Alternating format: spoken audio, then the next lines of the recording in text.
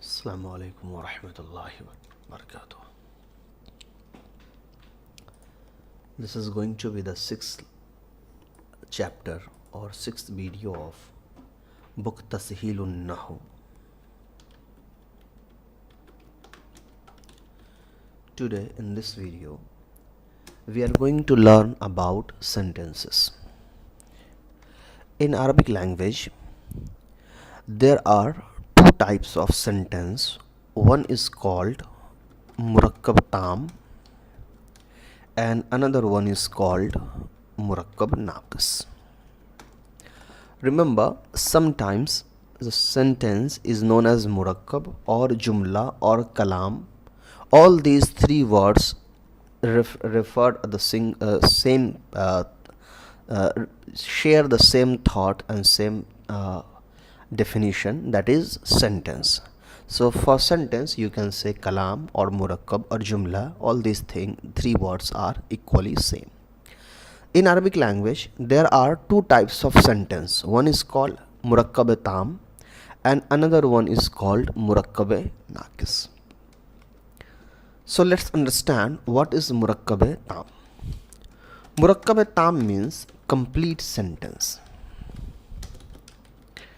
and Murakab Naqis means incomplete sentence, or we can say phrases.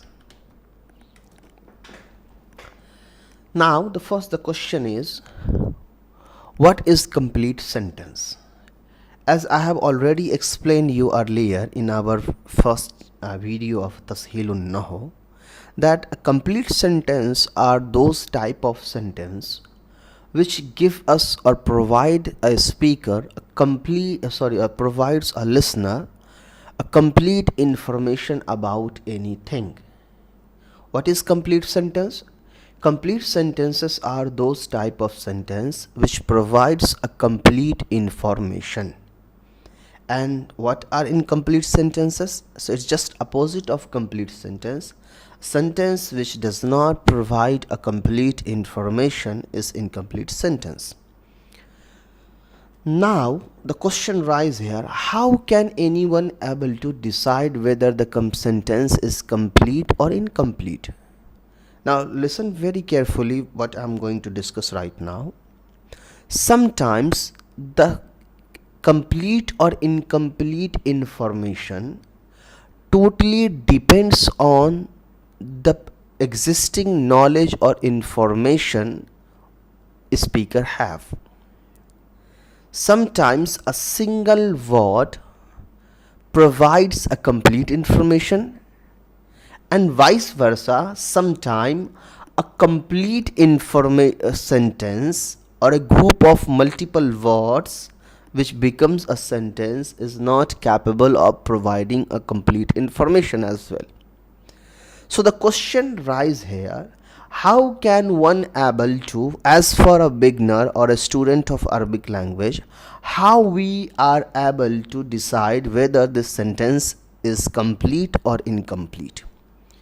So for recognition of complete or incomplete sentence, we are going to learn some specific rules and types which help us to understand the complete as well as incomplete sentence clearly and properly. So before jumping towards the complete or incomplete sentence, let's understand one thing which is related to this sentence, that the types of sentence. So complete sentence is also divided into two types. One is called Jumlatun Ismiyatun. As I already stated earlier, Jumla is also known as sentence. So Jumlatun Ismiyatun means a sentence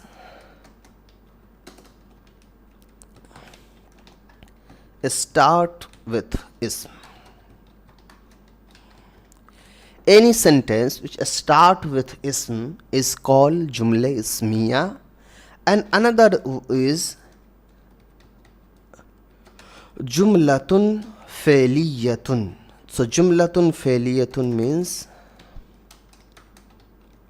a sentence start with fail. So jumle ismiya and jumle fe'liya, these two sentences are part of complete sentence. Right now in this lesson we are not going to learn or discuss about a complete sentence. We are going to learn about incomplete sentence first. So incomplete sentence is also of two types. One is called Murakab Izafi and another one is called Murakab Tausifi. So Murakab Izafi and Murakab Tausifi both are the type of incomplete sentence.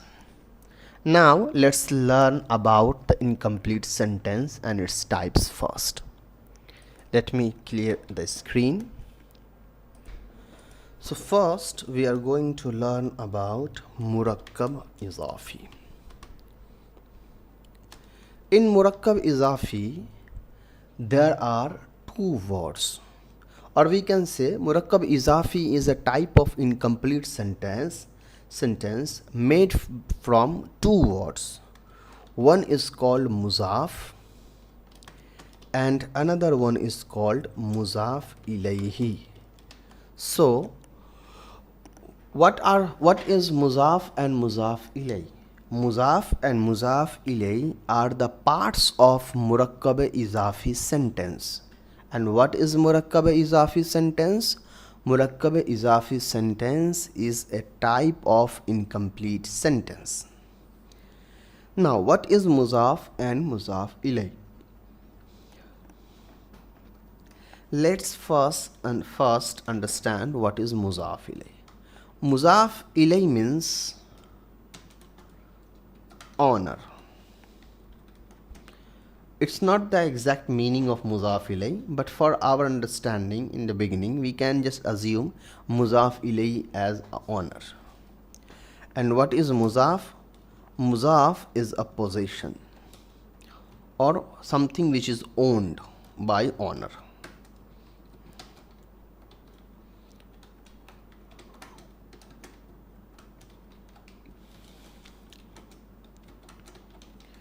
For example, if I am saying pen of Zaid, let me write this also in Arabic.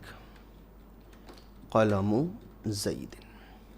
Here the pen belongs to Zaid, or in another sense we can say Zaid is the owner of pen. So here owner is Zaid and the possession is pen.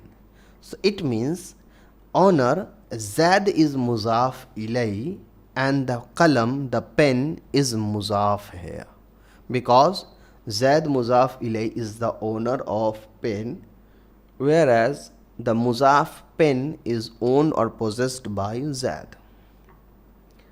So I hope you understood what is muzaf and muzaf ilay. But still we need some more information about muzaf and muzaf ilay to able to perfectly figure out the muzaf and muzaf ilay from any Arabic text. So for understanding the concepts of Murakab Izafi, we need to understand and go through some basic rules of Murakab Izafi. So the first rule I'm going to write is both muzaf and muzaf ilay comes together. Second rule is muzaf comes first and then muzaf ilay.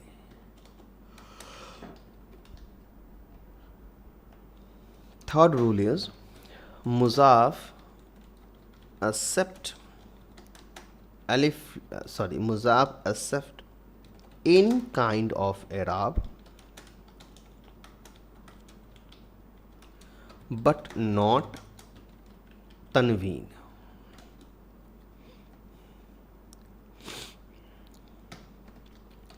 Muzaf ilay i'rab is fixed with kasra but can accept tanween. And the fifth one, muzaf never accept alif lam on it.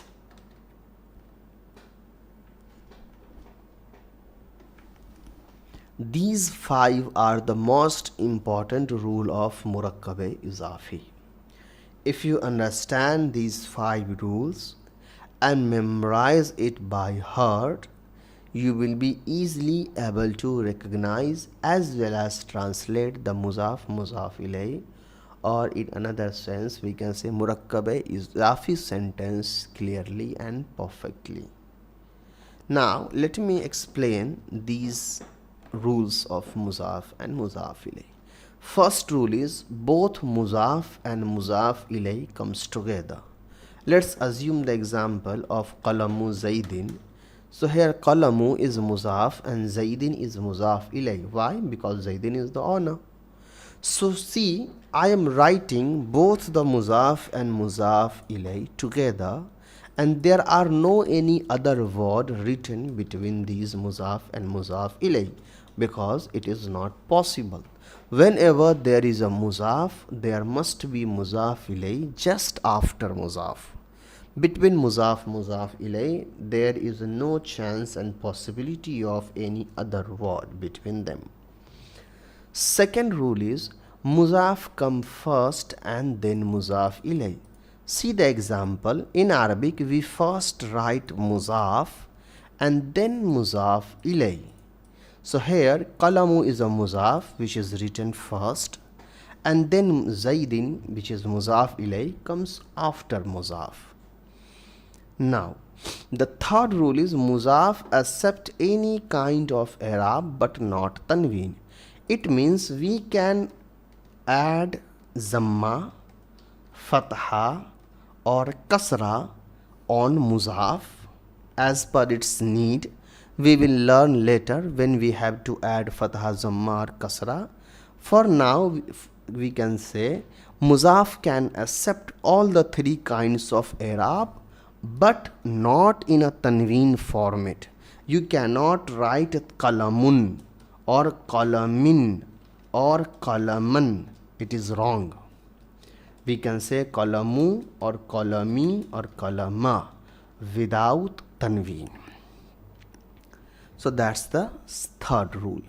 Fourth rule is muzaf ilay i'rab is fixed with kasra but can accept tanween. So muzaf ilay i'rab is fixed with kasra. It means muzaf ilay will always have kasra on it. Its i'rab is completely fixed. It can never change in any circumstances except few which we will be learning later inshallah in the upcoming chapters. Right, for now instance we can say the i'rab of muzaf ilay is fixed with kasra. That's why here zaidin is having kasra on it. You cannot add zaidan or zaidun. It is wrong. Another thing is that muzaf can accept tanween. So let me remove this example and let me write this one. I can write rajulin, or if you don't want to add tanween, you can simply say ar-rajuli. So there is no such there is no such provision for muzaf ilay. Muzaf ilay can have alif lam on it, muzaf ilay can have tanween on it. There is just one rule, that muzaf ilay cannot accept any i'rab. It will always have kasra on it only. But when it comes to muzaf, muzaf will never accept alif lam. We cannot add alif lam on qalam because it's becoming muzaf here. Muzaf ilay can never accept alif lam on it. Now, if you remember the seventh part of marifa, where I told you whenever the muzaf ilay is marifa, its muzaf also become marifa. So here This qalam is also marifa. Why this qalam is marifa? Because its owner is marifa. Ar-rajuli is marifa with alif lam. So whenever the muzaf ilay is marifa, its muzaf also become marifa. So these are the 5 rules of muzaf and muzaf ilay. By using these rules, you can easily able to understand the muzaf and muzaf ilay. Let me give you a few examples to make this more crystal and clear. Like when I am saying kitabu ar-rajuli, here kitabu is muzaf and ar-rajuli is muzaf ilay. Always remember one more thing. In Arabic, we first write muzaf, then muzaf ilay. Okay? While translating the muzaf ilay, we can say in any way we want to say. But when writing in Arabic, we have to be very careful that we are writing muzaf first and then muzaf ilay.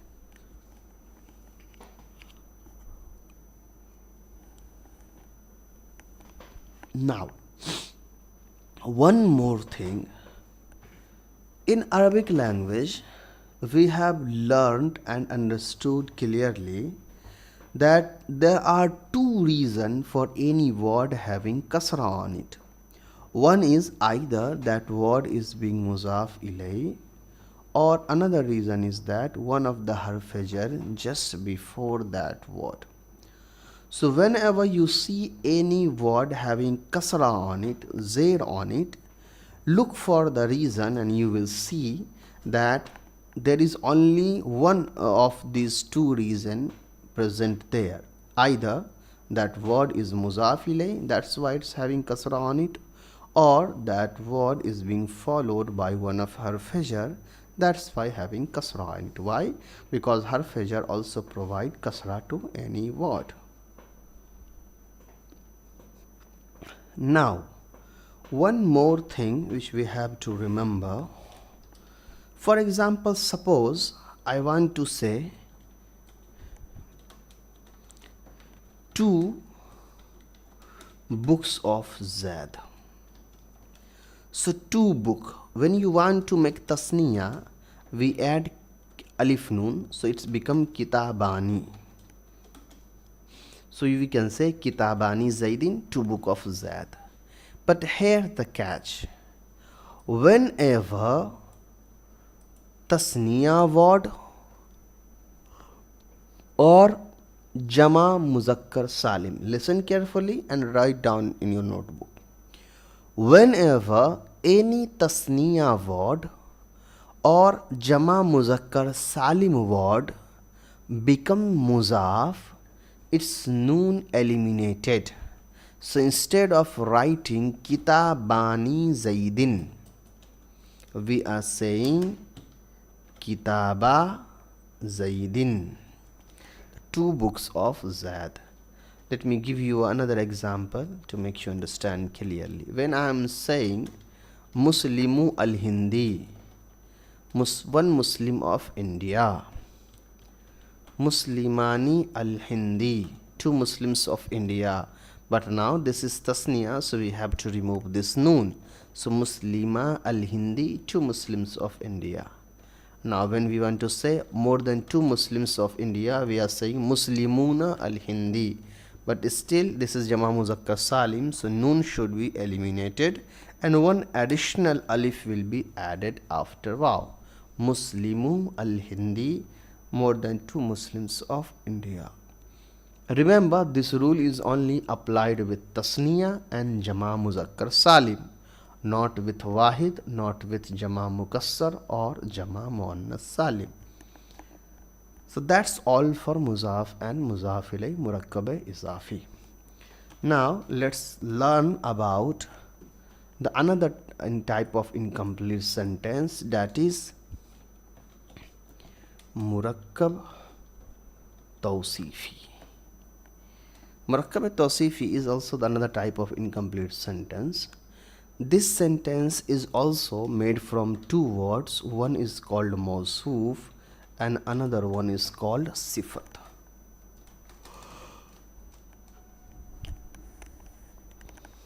This mawsoof sifat words combine together to form a incomplete sentence, that is Murakab Tausifi.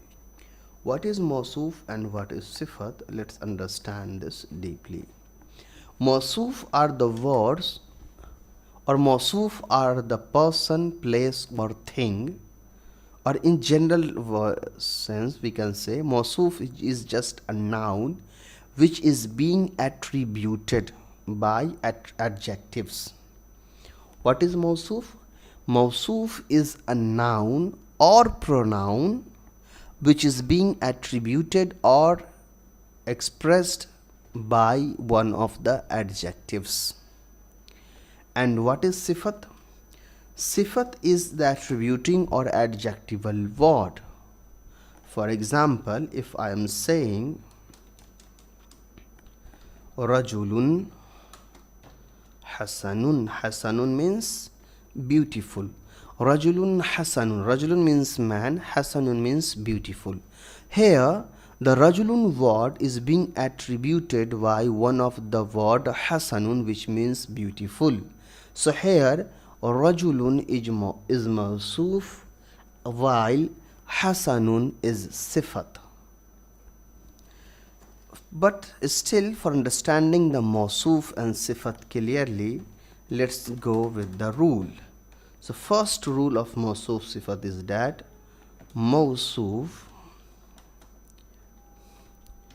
and sifat both comes together, similar to muzaf ilay. Second, mawsoof comes first and then sifat. Third one is, which is very important, between mawsoof and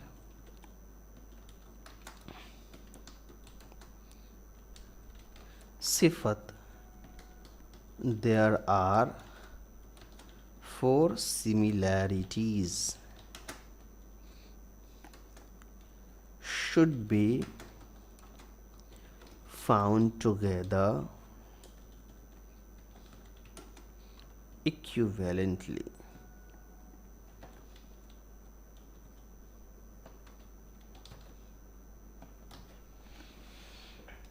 What are those 4 similarities?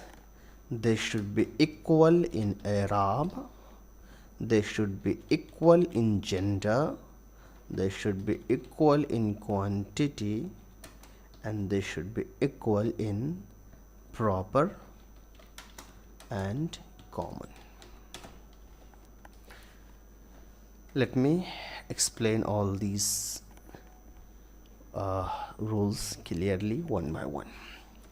For that, let's take example of rajulun hasanun.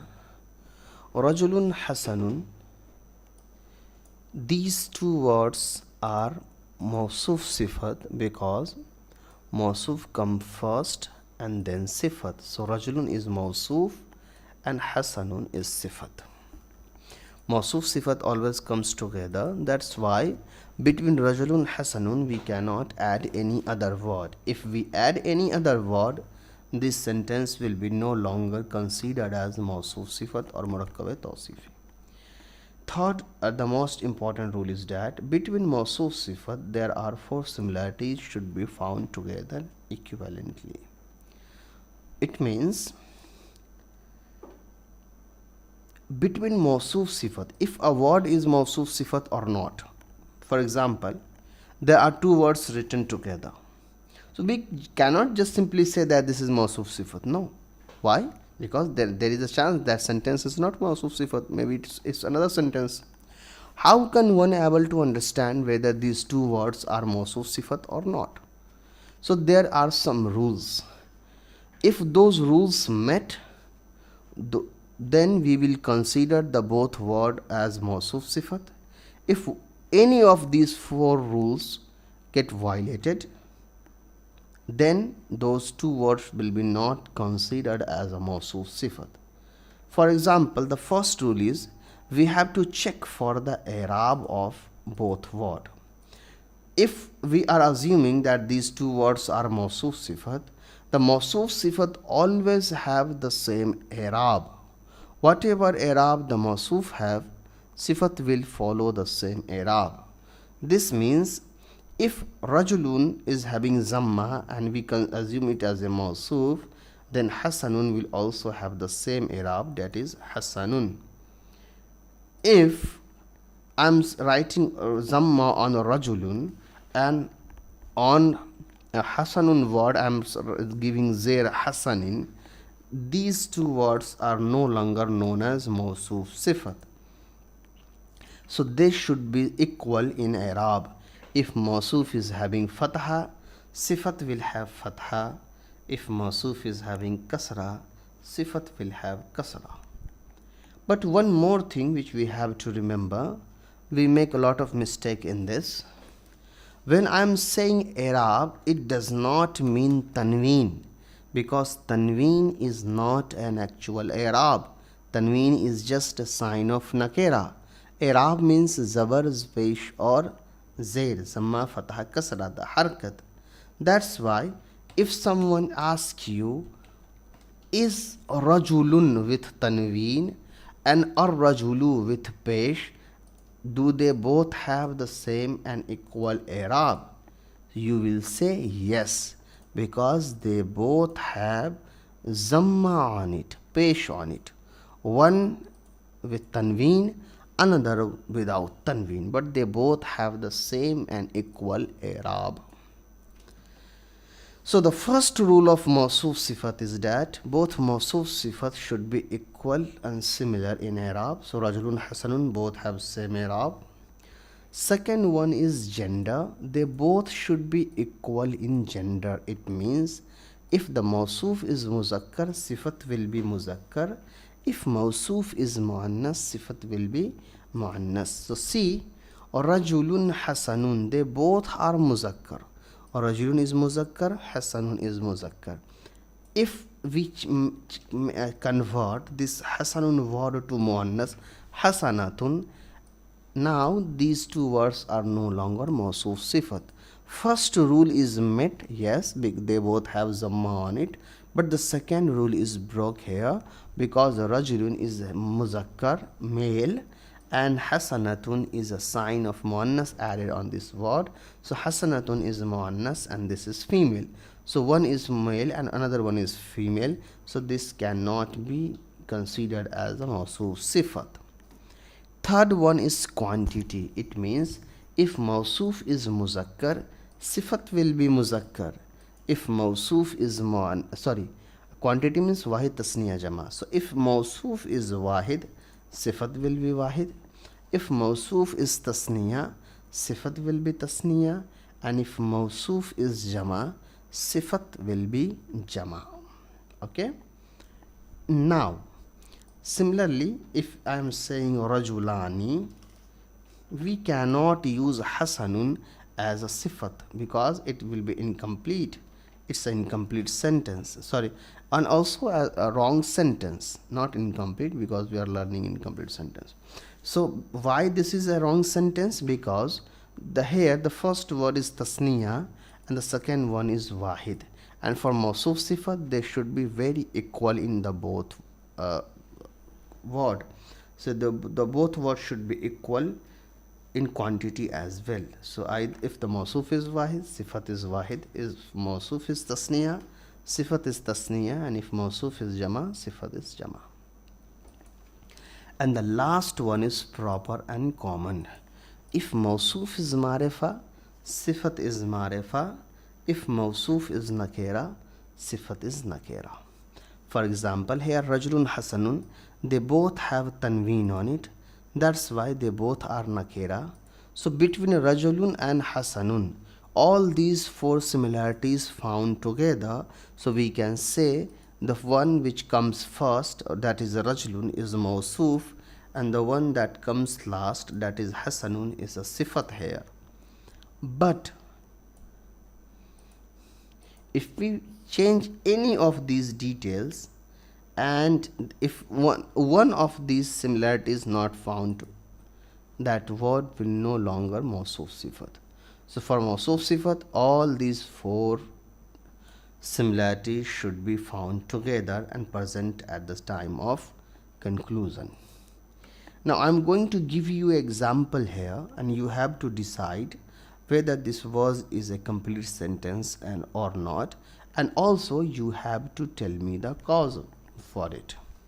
So I'm writing here Zaidun Alimun, and another one is Zaidun al-alimu. Let me tell you one thing. Before jumping on the conclusion and giving me the answer, check both sentences one by one for all these four similarities, because 99% of the students always make mistake in recognizing these two sentences. Now I am going to give you the answer, so you can pause, try to find the answer on your own, and then let's compare your answer with mine. I am saying the Zaidun Alimun, the first sentence, which looks like Rajulun Hasanun, and most of you just compare the Zaidun Alimun with Rajulun Hasanun and stated that Zaidun Alimun is a mawsuf sifat. This sentence is actually not a mawsuf sifat. What is the reason? The reason is, let's check one by one. They both have equal i'rab, I agree. They both are same in gender. Zaidun is muzakkar, Alimun is muzakkar. They both are same in quantity. Zaidun is wahid, Alimun is wahid. Proper common. Here there is a difference.